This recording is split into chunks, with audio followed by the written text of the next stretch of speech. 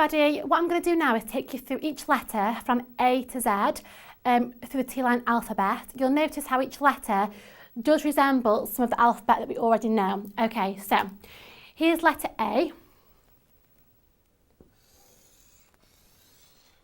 As you can see, it's representing this bit of an A. Capital A normally has a line through. That's where it's come from, so just bear that in mind when you're practicing that A. Here's a T-line B, so you're starting off here, sat on the line, a B. So you'll notice it's kind of like a normal B. You've got the stem and it's going round, so that's where it's come from. Okay, it's basically like a 6, so you know, you're practicing your Bs, 6s, that's perfect, okay? Okay, next letter is letter C. We love that when this happens in T-line and we get a letter that is exactly the same as the one we know and love. Okay, so you see, simple as is just a C. Okay, the next letter is a D. It doesn't resemble the D we know at all, so just take it on board, practice it. Okay, so your D is simply a line sitting on the very bottom. Sorry about how horrendous my lines are. It's just a line going straight across, okay? The same size as, imagine an A was there, your D is the same length. The letters are all the same size as a normal alphabet, so D is just a straight line. Again, apology for my horrendously bad wobbly line. Okay, so that's your D. Your next letter is letter E, so I'm going to show you that now. So we're going to go from here. It's like a little side of a square. Okay, so E is literally down and across. Again, it's representing, if you've got a capital E, it's basically representing this section. Okay, so down and across. That gets your letter E. Again, apologies for this little wonky bit, it should be perfectly straight as E. Freehand's not always easy. Okay, so there's your E. Okay, next is letter F. There's 2 types of Fs in T-line. All will become clear why as you go through the course. Okay, so here's the first F, which is an upwards F. Loops around like that. Okay. Your next F is a downwards F. You're starting here. It's going down like that. So you've got 2 different Fs, okay, in T-line. Similar size, you can see freehand, this is a bit smaller than this one. Don't get too caught up on the kind of nitty-gritty of shorthand, just give it a whirl. Okay, so that's 2 different Fs. It kind of resembles that loop on your fancy Fs people do. Things like that, people sometimes kind of do Fs a bit like this with a big loop at the top. Again, that's where it's kind of come from, but it doesn't look much like an F right there, okay? Okay, next letter is letter G. So we start off here and it cuts the line. Your line is very important in shorthand. Imagine that was your line on your notepad, very important. So your G is going to go from here through your line, a G, okay? Again, if your G starts here and goes down, doesn't matter massively, as long as it cuts the line, okay? And that's resembling, remember at primary school you did your G's all properly like this, it's resembling that little bit with that missing, okay? So that's your G. Okay, next letter is letter H, which is just simply a straight line going down. Okay, that's a H. Again, it's resembling this bit of your H. So it all does make sense, it all comes into play as we go through. So just don't worry too much, just keep practicing. H, H, H, H, you'll get it, okay? Okay, next letter is letter I. It's basically a little tick on your page, I'll just show you. So coming down here, I, so it's like a tick. Okay, next letter is letter J, and this just cuts through your line. You're starting here, and it's going to go through J. Okay, might come around a little bit further. Again, don't worry about your technicalities of shorthand. As long as it's like that-ish, that's fine. Okay, again, it's pretty much representing a normal J, missing this bit. Okay, always cuts the line. Similar to your G in that sense, just going to go through. Okay, next letter is letter K, and this is simply, we go down to here, and like this, like half a diamond shape your K.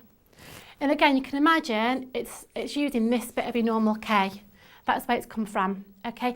Again, it can touch the line, it might sit a tiny bit above. We tend to put all letters on the line unless otherwise stated, but again, if you've got a little gap on your page, it's just handwriting, it's just natural. Okay, so that's your letter K. Okay, next letter is your letter L. There's 2 kinds of L's. I'm going to show you both. Again, it'll become clear why there's two, so don't get too caught up at the moment. I'd say practice both, or practice the one you most prefer, either or. So you've got your curly L, like this, or you've got a bracket-shaped L. And again, you'll use different ones depending on what letter follows. That'll be explained more as the course goes on. So practice either or, I'd go for both and get your head around. Again, you can see why that's an L, simply pretty much is an L as we know it anyway, with a bit of a curve. Okay, next letter is letter M. So it's like a half circle almost, but quite narrow. So we're going here, so that's your M. As you can see, it's representing, you've got, this is your normal M. It's kind of representing half of that with this bit or with this bit missing. That's where your M's come from. We've just cut out the middleman here to make it a nice smooth stroke going across. Again, love it, adopt it, practice it. It will all make sense when you start in September. Okay, next letter is letter N. So we're going to start here and just come round to make the N, okay? That's your N.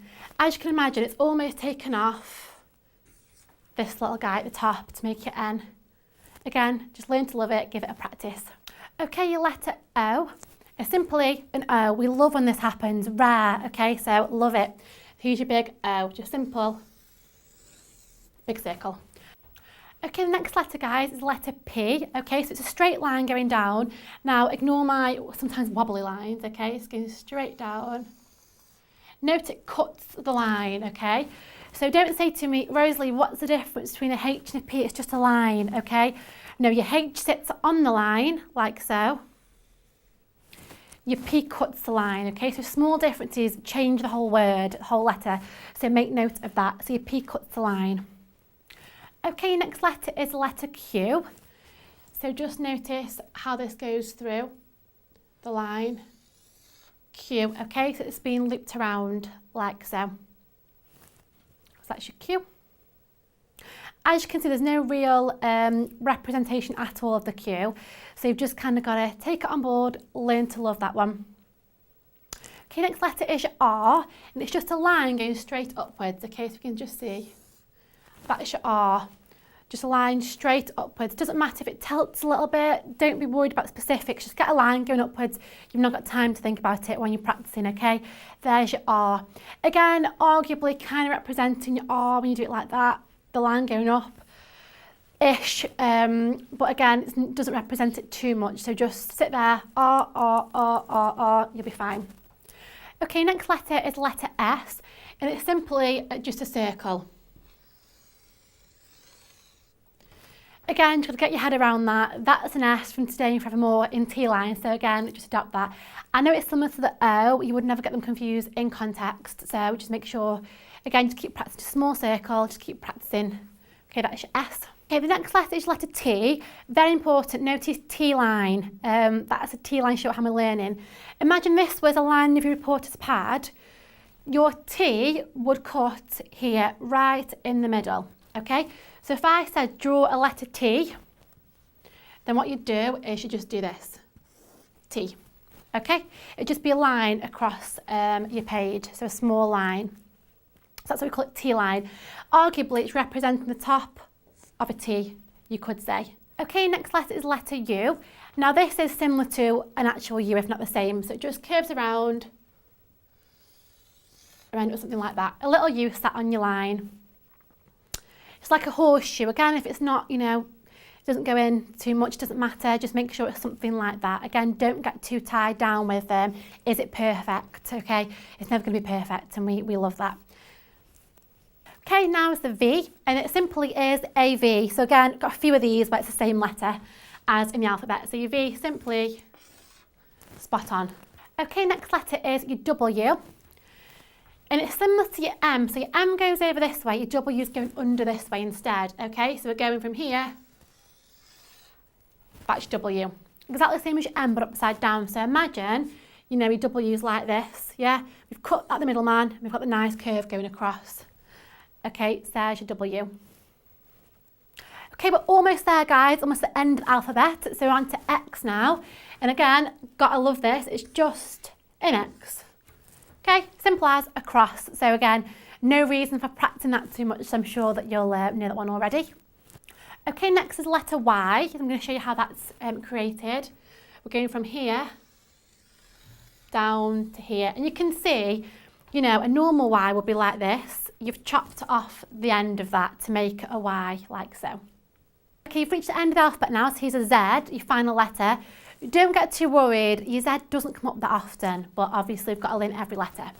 So you're starting off here with a little circle, and it's going through. That's your Z. Again, how often we're going to use a Z. So do practice it, but don't worry too much. Make sure you focus on all the other letters, you know, a few minutes when you can on the Z. Okay, on page 12 of your textbook, you'll see something about the vowel indicators explained. It's quite hard to understand just reading from the book, so I'm going to quickly go through my take on indicators, okay? So your A, as you can see in your book, you've got your full A. Yep. Now, the indicator you could get an option of what indicator to use. They say use this way, use this way. I'm going to tell you guys to use this for your A indicator, okay? You're going to use this side, yeah? So this side for your A indicator. So when you're sat at home, keep practicing your A indicator. Sit there doing this. A. Just keep at it, okay? Your A is going to go that way, okay?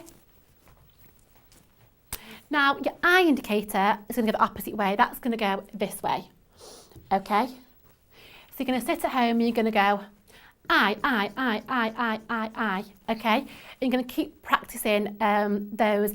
It's so hard getting these the right way, indicators. So I'm going to leave the other vowels for now, and we'll discuss those in class. But your A and your I, if you can practice those for me. As I say, listen to my rules. Textbook's great, don't ignore the textbook, but my take on it is how I learned, so please do that. So your A is going to go this way, I is going to go that way, okay? From today, forevermore. So sit there, A, I. If you get indicators confused, it can really change the word, the sentence, so do practice those a lot. Once you crack it, they'll be fine, they'll be automatic. Okay, thank you for listening, guys. There's alphabet A to Z for you. Any questions, drop me an email regarding how to write letters. If you are confused, give me a shout.